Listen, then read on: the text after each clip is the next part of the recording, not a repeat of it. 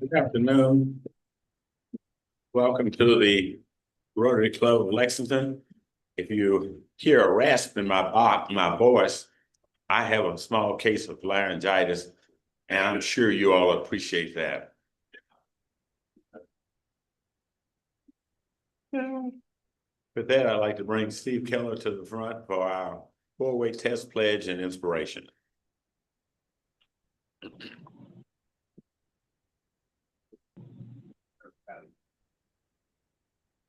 I pledge allegiance to the flag of the United States of America. One nation, under God, indivisible, with liberty and justice for all. Four-way test. Is it the truth? Is it fair to all concerned? Will it build goodwill, better friendships? Will it be beneficial to all concerned?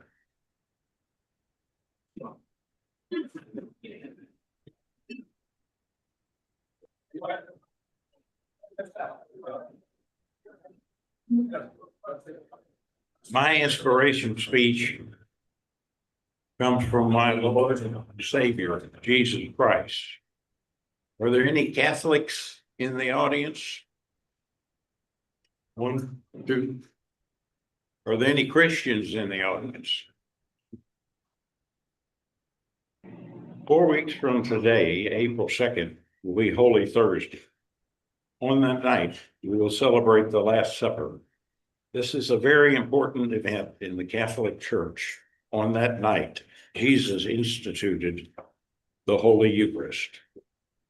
On the night he was betrayed, he took bread, blessed it, broke it, and gave it to his disciples, telling them to eat of it, for this was his body, which was going to be given up for them and for all men. So what happened the very next day? He died on the cross, giving up his body. In a similar way, after the supper had ended, he took the chalice and he said, "Take this and drink of it, for this is my body, the blood of the new and eternal covenant, which will be poured out for you and all men, so that sin will be forgiven. Do this in remembrance of me." So the very next day, what happened? A soldier, a Roman soldier, stuck a spear in the Sacred Heart of Jesus, and blood and water poured out from his body. Please join me in praying the Lord's Prayer. Our Father, who art in heaven, hallowed be thy name. Thy kingdom come, thy will be done on earth as it is in heaven. Give us this day our daily bread, and forgive us our trespasses as we forgive those who trespass against us. And lead us not into temptation, but forgive us our sins.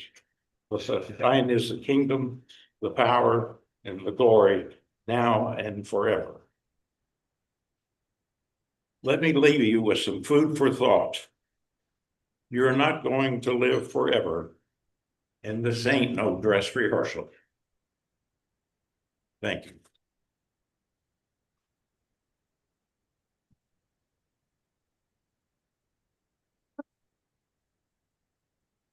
Thank you. Barry, would you please come forward and introduce our guest?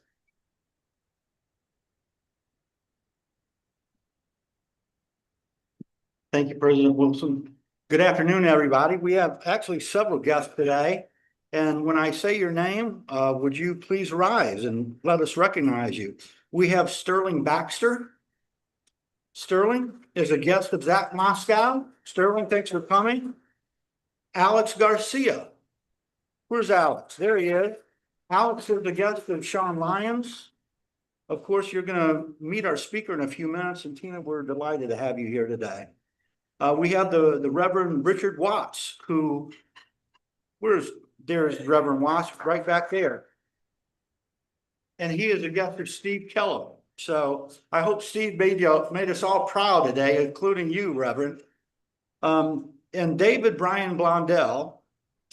David, we got to get you to join us, bud. Obviously, a guest of the good Reverend David Blondell. And we have a guest Rotarian here today, Willie Walker Thompson. Would you please stand? She's from Richmond. Willie is joining us from Richmond, Kentucky, and thank you so much for being here. That's all our guests. Thank you very much. Next is our lottery, Bruce Daly.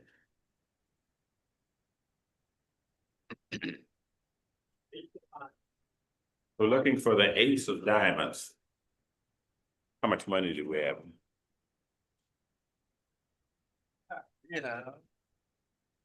$833. $833 is at stake.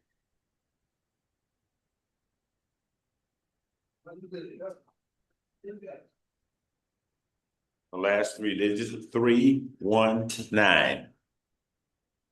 319.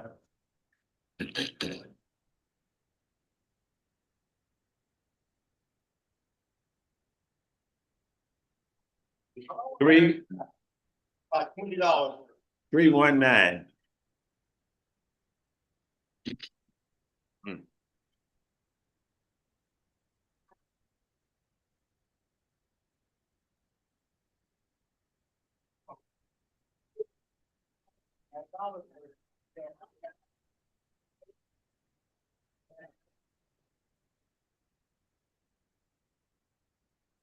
$382.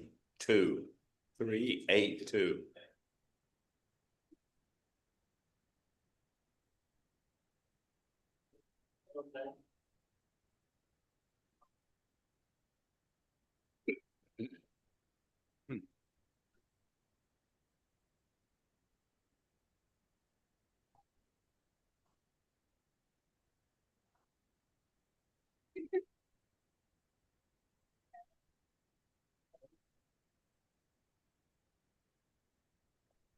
Thank you. Celebrating birthdays this week, Mike Baker, and today's birthday is Darby Turner and Sarah Diner. So let's give them a hand anyhow.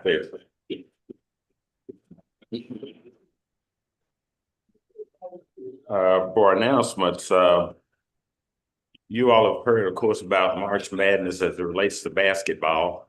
We also have a March Madness campaign going on in order to get an increased membership in our organizations, as well as all the Rotary clubs in 6740. Our club has a membership total of approximately 220 people. Large clubs like ours usually, on average, lose approximately 10% of their members each year.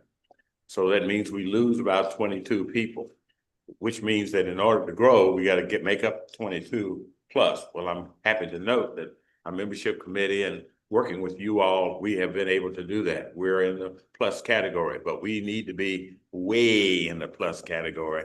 So we encourage you to do as you've done in the past, bring new members, bring prospective members to the club and introduce them to Rotary.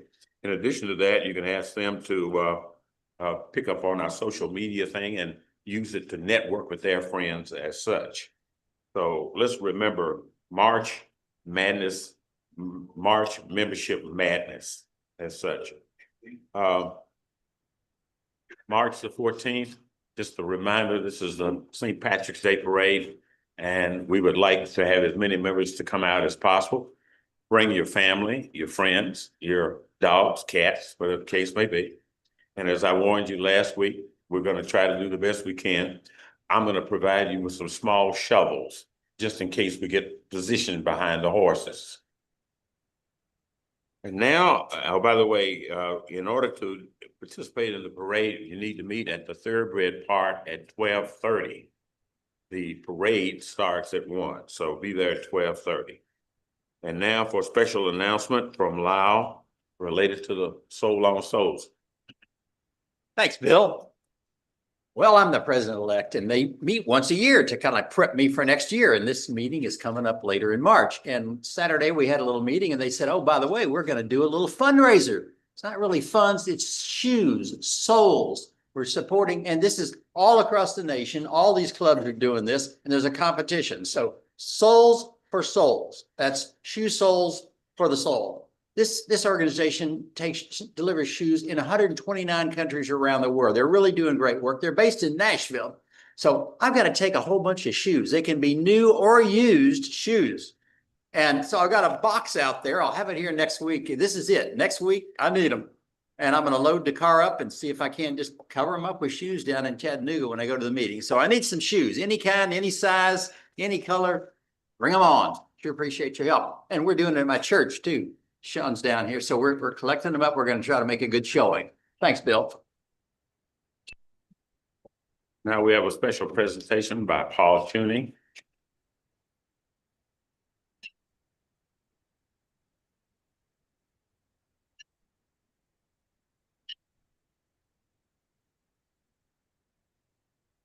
Thank you, President Bill. Rotary clubs and district governors around the world present the Cliff Docterman Award each year to those who serve Scouting and Rotary. Cliff Docterman served as Rotary International President in 1992-93, and his motto was, "Real happiness is serving others." Like many Rotary clubs, our history shows support of Scouting from the beginning with Camp Offutt on the Kentucky River, to later developing Camp McKee over in the eastern part of the state, as well as having a troop for disadvantaged youth.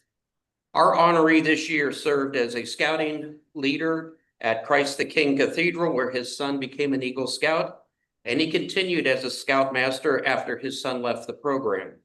He continues to serve the Bluegrass Council of Scouting America as a supporter, and along with other Scout members and club members last year, helped local Scouts earn the Aviation Merit Badge. And thank you for helping out with that program as well, Nancy. He now chairs our Scouting Committee. Edwin Gibson, please come forward to receive this year's Cliff Docterman Award.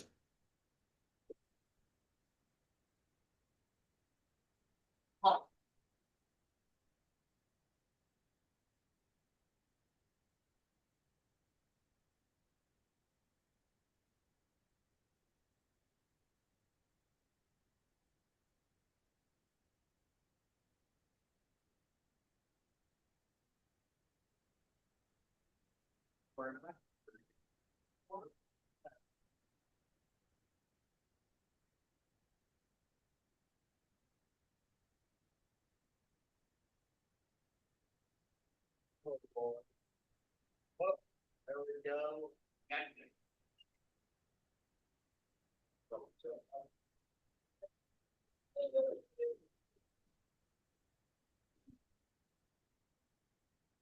Our congratulations. We talked about new members. We will now introduce you to a new member, Carl Lang. You introduce.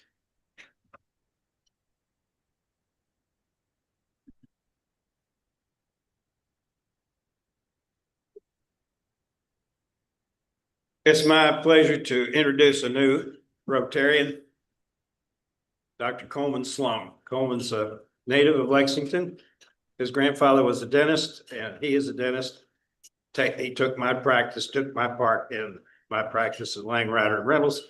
And so I'm very proud to have him. He has a wife who is also a dentist, and one child and one on the way. I think you'll enjoy having him as a member, and I think he'll enjoy being there. Coleman, congratulations. Thank you, Carl.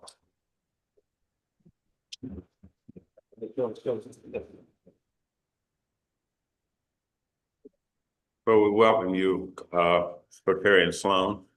Whenever I find a dentist, I always give them the 3-way test. Do you promise to pull the tooth, the whole tooth, and nothing but the tooth? So at this time, I know you all are glad I have a little laryngitis today. I had about 4 or 5 rap dad jokes today, but I'll have to tell them next week. I'd like to introduce now Chris Campbell, who will introduce our speaker for today.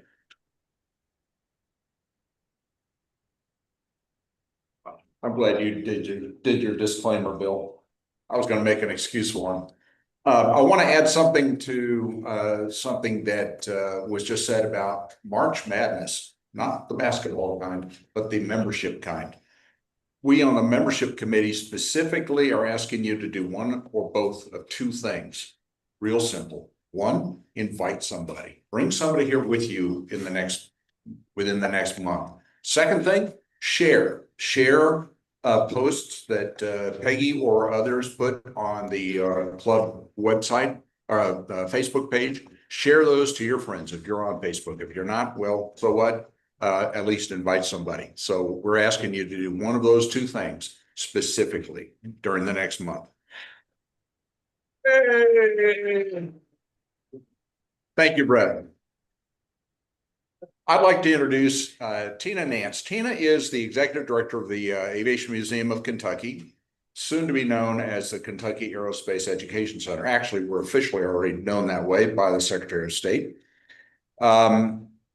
You've got amongst you at least 3 Rotarians who are on the board. Dean, Bobby Owens, I don't know Bobby, I didn't see Bobby here, and myself serve on the board of the Kentucky Aerospace Education Center.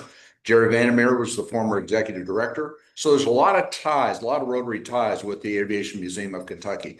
If you have not been out there, you have missed seeing so far the best museum in Lexington, voted the best museum in Lexington over the last 3 or 4 years, I think it is. The museum is the museum. It's a museum, a lot of great aviation artifacts that you will love seeing. But it's also a lot more than that, and it's becoming even more, which Tina is going to get into in her presentation. Tina is a native of Madisonville. She went to Transy, got her undergraduate degree at Transy and the School of Law at U of L. Too bad. But anyway, suffice to say, she's highly qualified and has served in a number of different areas with various nonprofits, which the Aviation Museum, Kentucky Aerospace Education Center is a nonprofit. She and her son Kenton live here in Lexington, and she loves to hike. She's, as you read in the Wheel Horse probably, or we'll see, she's going to visit Antarctica next year. Going to cruise to it? Yeah, not swim to it. Yeah, okay, great. So she's heading to Antarctica next year. Hopefully the penguins won't carry her off. But I'd like to, at this time, introduce Tina Nance. Good afternoon. I apologize. I left my note cards at home, so I'll be using my phone. And we had some PowerPoint difficulties because I had the new logo actually up there, but there'll be another slide that we'll get to as well that didn't turn out quite like I had hoped. All right, so obviously we spent 30 years as the Aviation Museum in Kentucky, and we did a lot of things really, really well. We had great artifacts, we told great stories, and we really, attracted families and visitors from, throughout, I guess, 15,000 a year in 140 countries. But looking right now at the state of the aviation and aerospace economy, there's a shortage. And so we thought this would be a prime time for us to kind of pivot and fit within, fill those gaps for the aviation community. I'm trying to find my clicker, all right. So we are currently situated at Bluegrass Airport. How many of you all been there? Oh, great. This is easy. Awesome. So y'all have a good before and after. So yes, this is a capture of our planes. And we are currently relocating. So we're being forced out actually. The Bluegrass Airport is rapidly expanding and they're going to need our hangar space. So we negotiated with the airport for some prime land And we're going to be situated on the corner of Man of War and Airport Road. So it'll be on the main thoroughfare. You can't miss us. Every time you drive to Keeneland, we'll be right there beside you. And so our mission is still the same as it was from the beginning, to inspire the next generation, preserve Kentucky's history, and tell the stories about our aviation heroes.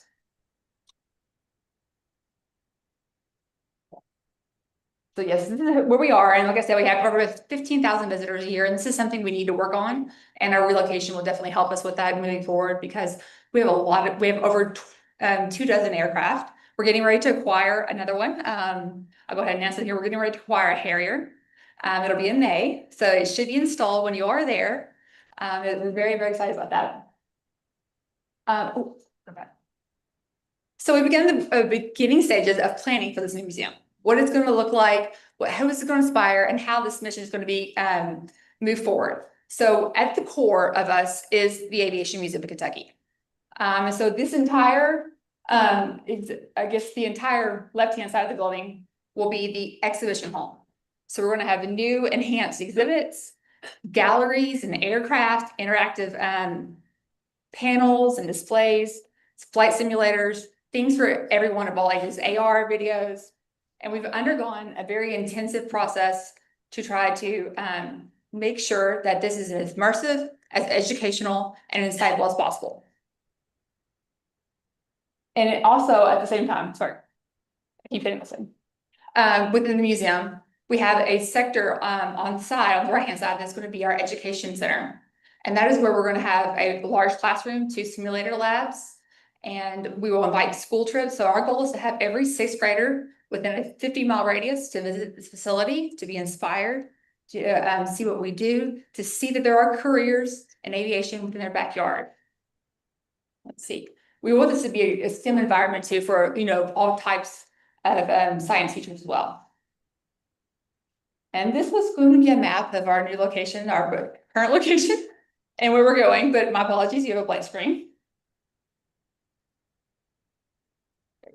So within the exhibition hall, we would engaged a world-class museum designer, Freeman Ryan Design, out of Australia.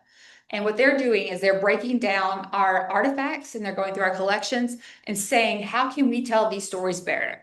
What do you have that's interesting, unique, and how can we really craft, this aircraft, an artifact, and potentially a person, and get the triangle perfection, as they call it. So there will be 3 entire spaces within the exhibition hall. The first one, when you walk in, will be Kentucky in the World. So it'll be very much inspired 1946, when Delta flew in their first flight at Bluegrass Airport. We hope to have a DC-3 in there, and in the old Delta livery, and as well as a backdrop of what the Bluegrass Airport looked at that point in time. And then that will be telling about Kentucky. And then the next segment will be Kentucky's aviation heroes. So that is our Hall of Fame members, like Dean and others. We'll be telling their stories, and Willie as well. Sorry to leave you out. We'll be telling their stories and bringing, big screenshots, captures on the wall, so you can actually see it beside the aircraft, and tell these stories so people can actually see these, and envision what they look like themselves in the future as a child. And the last one will be Kentucky as an aerospace economy.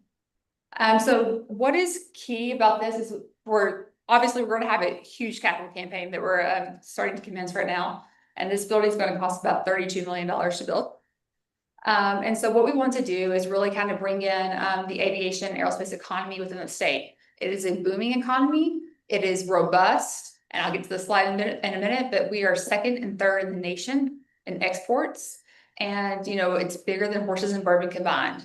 No one knows that story. I'm trying to change that narrative along the way. So as you can see, we'll have all of our aircraft. We'll have a few additional ones that we're going to acquire as well.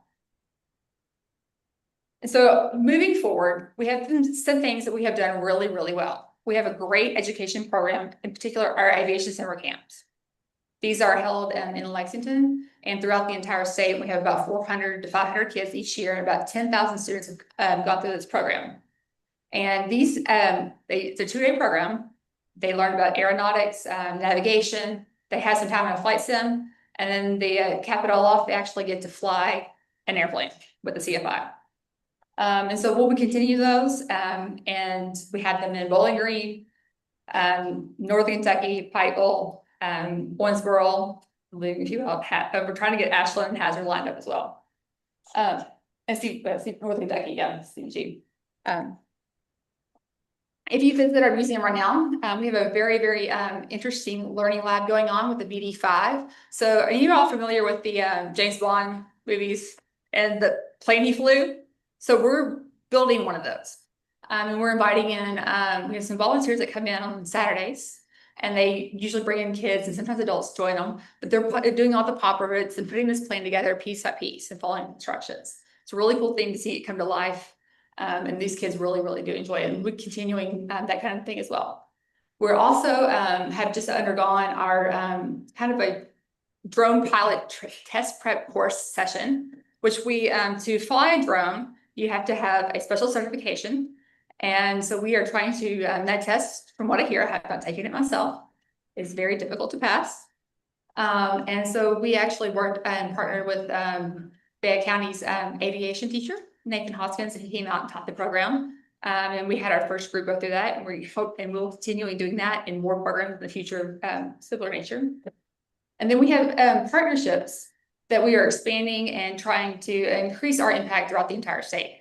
So right now we have a NASA grant, and we work with Fayette County Public Schools, and we invite these kids in for a kind of a mini aviation camp for one day. So they come in and they get to do everything but fly the aircraft, basically. Which is it's a quick turnaround. But we have about 6 to 7 middle schools that come in for that program. And we also this year expanded to include a few Jessamine County sites. And as well, our aviation summer camps this year will actually be partnering with the Hill. So the Hub for Innovative Learning and Leadership. Thank you for that. So Nathan Hoskins, who is the aviation teacher over there, is very, very excited about this, but they have some great equipment, and we don't quite have access to all these Redbird simulators and the full motion simulator as well. So our basic aviation summer camp campers this year will actually get the opportunity to go and have that experience. And then if they enroll in our advanced camp, they'll actually get to fly this year. And as well, we're taking on a new adventure. It's called Wings of Wonder. So our aviation summer camps historically have been for ages 10 to 17. And so I wanted to really kind of reach in and kind of get these kids at a younger age, get them inspired younger. Because I have a 9-year-old son, he's too young for the camps, but he loves to place. So we're hosting 6 to 9-year-olds this year for a kind of a full 1 week camp, and getting our feet wet on that and trying to get these kids inspired with rockets, drones, airplanes, and so forth. And then we have simulator Sundays, which is something that we do. It's a free with mission on select Sundays. You can come out, buy your ticket, and we have in the back of the hangar, we have a few awesome types of various simulators that you can get in and experience all for free, and great volunteers to help us lead that as well. And I forgot to say this at the very beginning. We have over 100 great volunteers who actually are the bread and butter of this place, who keep the doors open, running, keeping it flowing smoothly. Like, we could not do it without them. What they do for this place and what they have done for this place have got us where we are. And I'm very, very thankful for all of them. Let's see. Come on. So we know that our aviation summer camps have truly had an impact with students. Nathan Hoskins at Fayette County School recently did a survey with his students who enrolled in this program. And he said, how many of you all, got your start at an aviation summer camp with AMK? And so with his responses, it was about 75% of his students. So we know that these kids are coming to our camps and they're seeing that, oh, this is something I can do. I want to do this. And then they're actually, trying to find out how to make it happen and then enrolling in these opportunities in Fayette County schools. So it's very, very exciting. And we know that, this is just one tip of the iceberg of the impact that we're having. I know we're having in other communities, and we're going to get those stats as we kind of grow and expand and show our efficacy. So what's next, basically? What is key as we move forward is that we have, more concentration of STEM-focused camps and programming for all Kentuckians, whether that is youth and even transitional workers. And we want to expose them to the broad range of aviation careers. So every time you get to a plane and you back out, there are about 6,000 jobs behind you that make that happen. And many of those companies are actually here in the state. If you on your armrest, if you put your arm on the armrest, those are made in Somerset. Many of the large brakes are made in Northern Kentucky. So there are a lot of small mom and pop shops as well. And we also want to expand our partnerships throughout the entire state and have more hands-on learning opportunities. So what we want to have is more high-end simulators potentially to rent them out, as well as kind of just state-of-the-art technology for kids to be more immersed in as they visit the museum. So as we're building this facility, we know that the construction is going to create, I think it was around 1,000 local jobs. And we know, one of our angles will be boosting tourism. We've been told that we can expect an impact of our catchment around 80 to 100,000 visitors. And so we will quadruple our visitor traffic, hopefully. And we will, add another family-friendly year-round attraction that we currently are, but many people don't know we exist because we're kind of tucked away at the airport, but you will not be able to miss us.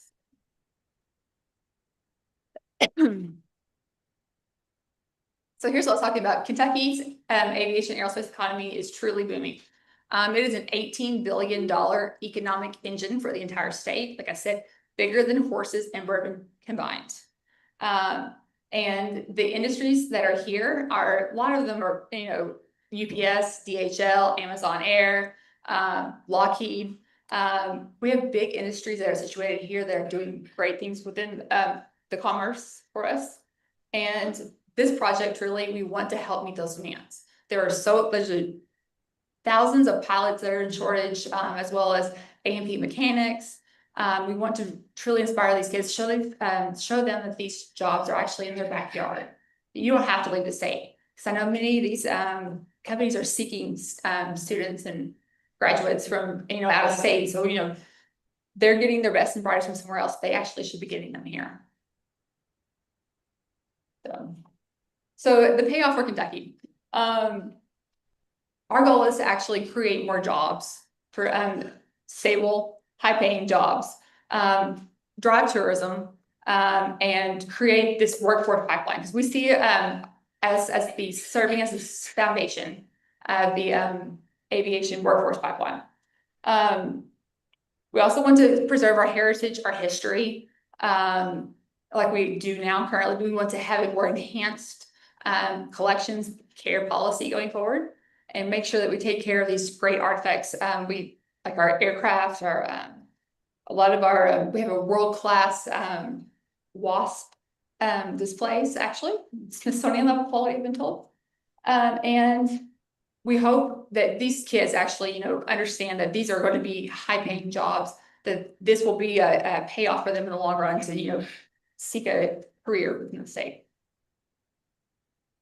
And here's a very inspiring rendering of the museum. I can't tell you for sure that will be the plane that's actually out on the pole. That's been a source of debate. But it will be something very, very similar. But as you can see, you won't be able to miss this. We'll be right on the corner of the thoroughfare. And yeah, are there any questions? Oh, sorry. I apologize. I'm like a little bit like Bill. I'm still fighting some allergies. Go ahead. If I may, this is more of a statement than a question. Compliment you and the board, whereas and others, board of trustees, on your strategic outlook and what you've been doing with the museum. Taking it from a museum that has a lot of wonderful aircraft, static display, and she mentioned a lot of this, and that's what's so critical about that museum. And so glad that you touched on it, is the pipeline of the kids that have gone through aviation. I remember getting a letter one time that said, as I complete my doctorate studies of spatial technology at the University of Texas, Austin, where it all began at the aviation. Well, what a wonderful thing that you all do is in working with Derek Frankel and Bluegrass Airport in terms of finding a new home. The property where the community sleeps was leased from the airport. It's wonderful, but it's needed by the airport. I want to recognize Willie being here today, but thanks for bringing her. Willie single-handedly started the aviation program at Eastern Kentucky University. Our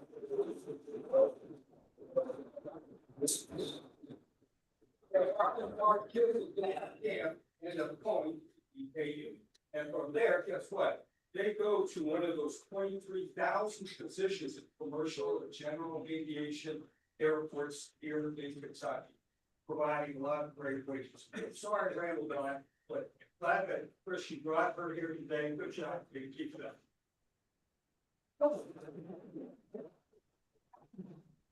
Wow, okay, well, I'm gonna thank Jerry and Chris and Tina because, they helped me. I have a 10-year-old grandson. He did a simulator over the hill. Got special side, you go back and do it some more. And so I started talking to Chris, and Chris said, geez, thinking about flying. So actually, my 10-year-old grandson took a flight lesson a couple of weeks ago, right over the school.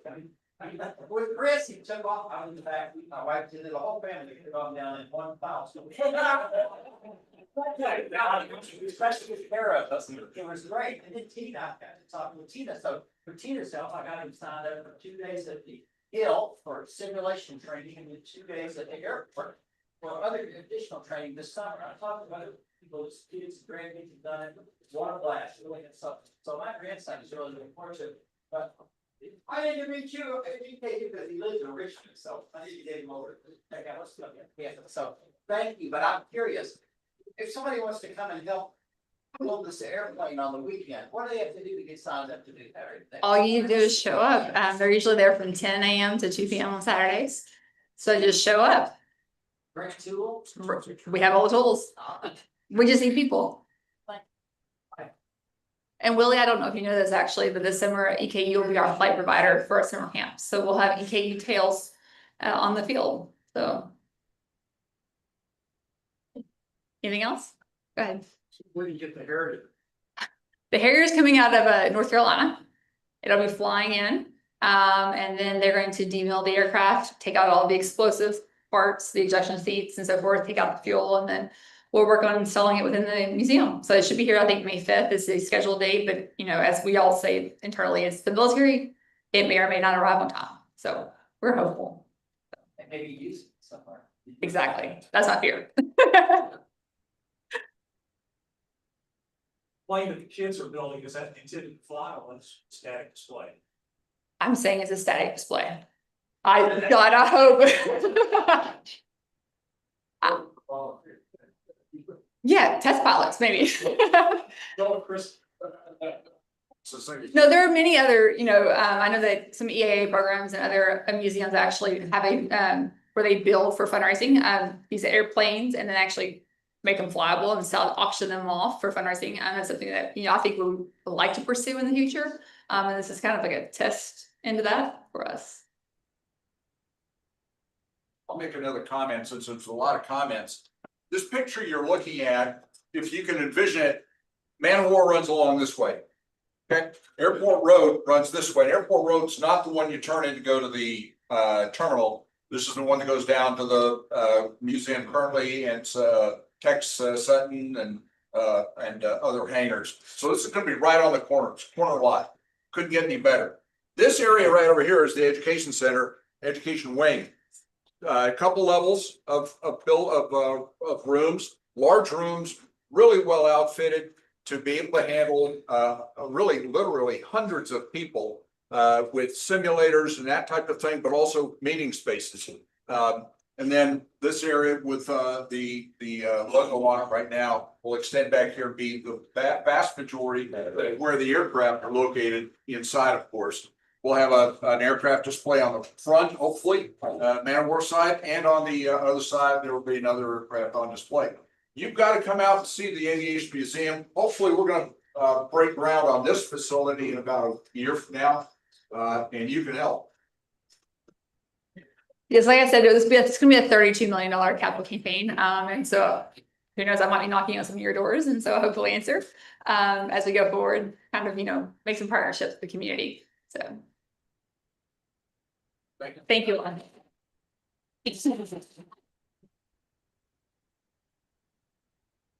Let me connect one dot. You remember Kentucky, 95% of the world's bourbon is produced in Kentucky.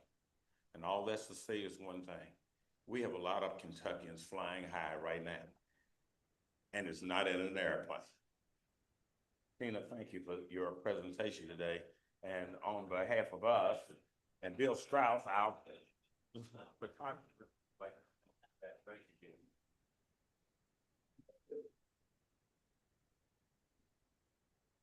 Since we have about 3 or 4 minutes and I have laryngitis, I only have a 15-minute presentation to make. I'm sorry. This meeting is adjourned. Thank you.